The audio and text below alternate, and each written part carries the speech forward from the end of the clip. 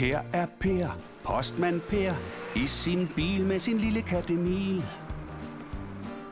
Per kører ud med pakker og breve i store stakker. Postmand Per er en meget særlig mand. Her er Per, postmand Per, i sin bil med sin lille kat Emil. Han hjælper sine venner og alle dem han kender. Postmand Per er en meget hjælpsom mand. Han kører i sin bil med sin kat Emil. Han mødes med et smil, hvor end han kommer.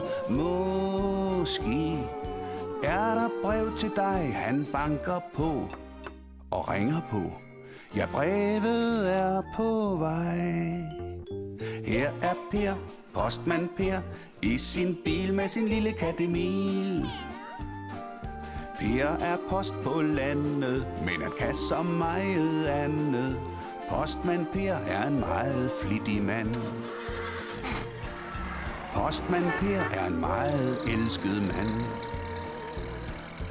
Postmand Per er en meget herlig mand.